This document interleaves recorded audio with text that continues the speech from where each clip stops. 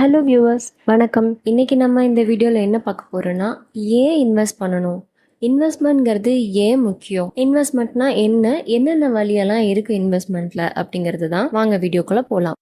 So இன்வெஸ்ட்மெண்ட்னா என்ன? காசு சேர்த்து வைக்கிறது தாங்க, வேற ஒன்றும் இல்லை. என்ன, அந்த காசை எஃபெக்டாக நம்ம சேர்த்து வைக்கணும், அவ்வளோதான். இன்வெஸ்ட்மெண்ட்லாம் ஏதோ இப்போ தான் ரீசெண்ட் டைமில் ட்ரெண்ட் ஆகி எல்லோரும் பயங்கரமாக பேசுகிறோம், எல்லோரும் இன்வெஸ்ட்மெண்ட்டில் கேர் பண்ணிக்கிறோம்னு நினச்சிக்கலாம். ஆனால் அப்படி இல்லை. நமக்கு முன்னாடி ஜென்ரேஷன்ஸ்லேருந்து நம்ம தாத்தா பாட்டி காலத்துலேருந்தே இன்வெஸ்ட்மெண்ட்ஸ் பண்ணிட்டு தான் இருந்தாங்க. அவங்க ஆனால் பெருசாக யோசித்து கால்குலேட்லாம் பண்ணி ரிசர்ச்லாம் பண்ணி இன்வெஸ்ட் பண்ணதில்லை. அவங்களுக்கு தெரிஞ்ச அளவுக்கு பேங்க்லேயோ போஸ்ட் ஆஃபீஸ்லேயோ இல்லை வீட்டிலே இருக்கிற ட்ரங்க் பெட்டியில் கூட காசு சேர்த்து வச்சு நகையாவோ இடமாவோ வாங்கி போட்டுருவாங்க. அவங்க அன்னைக்கு அப்படி பண்ண சேவிங்ஸ் தான் இன்றைக்கி நம்ம real estate investment, gold bond savings, கோல்டில் இன்வெஸ்ட் பண்ணுறது, அந்த மாதிரிலாம் ஸோ எதுக்கு இன்வெஸ்ட் பண்ணணும், இன்வெஸ்ட் பண்ணால் நமக்கு என்ன பெனிஃபிட்டு அப்படின்னு கேட்டிங்கன்னா, ஒரு 5 குட்டி குட்டி பாயிண்ட்டாக சொல்லலாம். ஃபஸ்ட்டு வந்து இன்ஃப்ளேஷன்லேருந்து தப்பிச்சுக்கலாம் நம்ம. இன்ஃப்ளேஷன்னா என்னென்னா பணவீக்கம்னு சொல்லுவாங்க தமிழில். அதாவது நம்ம பணத்தோட மதிப்பு வந்து கம்மியாகிட்டே வரும் நாளாக நாளாக. எக்ஸாம்பிளுக்கு சொல்லணும்னா, நம்ம தாத்தா காலத்தில் இருந்த 50 ரூபாயோட வேல்யூவும் இப்போ இருக்கிற 50 ரூபாயோட வேல்யூ ரொம்ப வேரி ஆகும் இல்லைங்களா?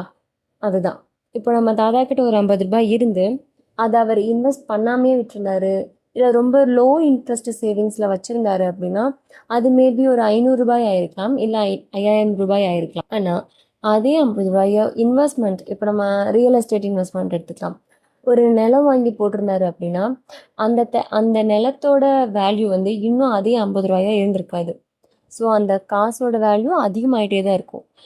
இதுதான் வந்து இன்வெஸ்ட்மெண்ட்டில் முக்கியமான ஒரு பெனிஃபிட்டாக கூட நம்ம சொல்லலாம்.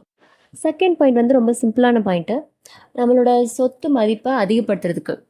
பெருசாக சொத்து மதிப்புன்னு பேசுகிறதுனால கோடிக்கணக்கில் லட்சக்கணக்கில் இருக்கிறது தான் சொத்துன்னு இல்லை இல்லையா? இப்போ நம்மளோட நெட்ஒர்க் பார்த்திங்க அப்படின்னா நிறைய பேர்த்துக்கு மைனஸில் இருக்கும். ஏன்னா பர்சனல் லோன் வாங்கியிருப்போம், இஎம்ஐஸ் இருக்கும், என்னோடதுலாம் மைனஸில் தான் போய்கிட்டு இருக்கு. ஸோ அந்த வெல்த் வேல்யூவை, நம்மளோட நெட்ஒர்த்தை இன்க்ரீஸ் பண்ணுறதுக்கு இன்வெஸ்ட்மெண்ட் வந்து நமக்கு நல்லபடியாக ஹெல்ப் பண்ணும். ஆப்வியஸாக மணி நம்ம கரெக்டாக எஃபெக்டிவாக சேவ் பண்ணி அதை க்ரோ பண்ணுறப்போ நம்மளோட வெல்த்தோட வேல்யூவும் இன்க்ரீஸ் ஆகும். ஸோ அதுக்கு இன்வெஸ்ட்மெண்ட் வந்து ஒரு நல்ல ஆப்ஷன். ஸோ தேர்ட் வந்து நம்ம யூஸ்வலாக அடிக்கடி நிறையா கேட்டிருப்போம், கடைசி காலத்தில் என் பிள்ளையோ பையனோ பார்க்கலன்னா கூட நம்மளை பார்த்துக்கிறதுக்கு நமக்கு தெம்பு வேணும் இல்லையா அப்படின்னு நம்ம வீட்டில் நிறையா பேர் சொல்லியிருப்பாங்க. தாத்தா பாட்டி ஆகட்டும், அவன் ஆகட்டும். அவங்க வந்து தெம்புன்னு சொல்கிறது வந்து உடல் தெம்பு மட்டும் இல்லை, ஃபினான்ஷியலாக இண்டிபெண்டன்ஸாக இருந்தோம்னா அதுவே அவங்களுக்கு ஒரு தனி ஸ்ட்ரென்த் கொடுக்கும் இல்லையா? இந்த கடைசி காலத்தில் ஃபினான்ஷியல் இண்டிபெண்டன்ஸ் கொடுக்கறது என்னவா இருக்கும்னு நினைக்கிறீங்க? நம்ம ஏர்லி ஸ்டேஜஸில் பண்ண இன்வெஸ்ட்மெண்ட் தான். ஸோ இது வந்து இன்வெஸ்ட்மெண்ட் பண்ணுறதுல ஒரு முக்கியமான பெனிஃபிட்டாக நம்ம பார்க்கலாம். ஸோ இந்த கடைசி கால ரிட்டைர்மெண்ட்ஸ் பற்றி பேசுகிறப்போ இன்னொன்று ஞாபகம் வந்துச்சு. ஒரு எஃப்ஐஆர்இன்னு சொல்லி ஒரு டேர்ம் இருக்குது இன்வெஸ்ட்மெண்ட்ஸில், ஃபினான்ஷியல் இண்டிபெண்டன்ஸ் ரிட்டையர் ஏர்லின்னு சொல்லி. அதை பற்றி நம்ம ஒரு வீடியோ போடலாமா வேண்டாமாங்கிறத நீங்கள் கமெண்ட்டில் லீவ் பண்ணுங்கள்.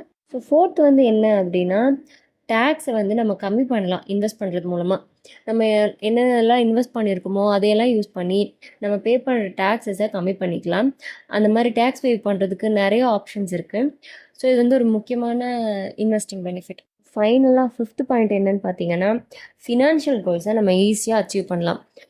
இப்போது வந்து குழந்தையோட எஜுகேஷனுக்கு இன்வெஸ்ட் பண்ணுறது, இல்லை அவங்களோட மேரேஜ் பிளான்ஸு, இது எல்லாத்துக்குமே நம்ம ஏர்லி ஸ்டேஜஸ்லேருந்தே இன்வெஸ்ட் பண்ண ஆரம்பிச்சிட்டோம். அப்படிங்கிறப்போ அவங்களுக்கு ஒரு 15 இயர்ஸ் 20 இயர்ஸ் கழித்து நம்ம அப்போ வந்து ஃபினான்ஷியலாக ஸ்ட்ரகிள் பண்ண வேண்டிய அவசியம் இருக்காது. ஸோ ஏர்லியராக இன்வெஸ்ட் பண்ணுறதுல இவ்வளோ பெனிஃபிட்ஸ் இருக்குது. ஸோ இன்வெஸ்டிங்கிறது ரொம்ப முக்கியமாக நம்மளை ஃபினான்ஷியலாக இண்டிபெண்ட் ஆக்கக்கூடிய ஒரு முக்கியமான விஷயமாக நம்ம பார்க்கலாம். ஸோ இவ்வளோ பெனிஃபிட்ஸ் இருக்கப்போ இன்வெஸ்ட் பண்ணுறப்போ அதுக்கான ரிஸ்க்ஸும் கூட சேர்ந்தே தான் இருக்கும். ஸோ நம்ம எதில் இன்வெஸ்ட் பண்ணுறோங்கிறத பார்த்து அனாலிசிஸ் பண்ணி கரெக்டாக இன்வெஸ்ட் பண்ணணும். இவ்வளோ நேரம் இந்த வீடியோ பார்த்துட்டு இருந்ததுக்கு தேங்க்ஸ். Happy investing.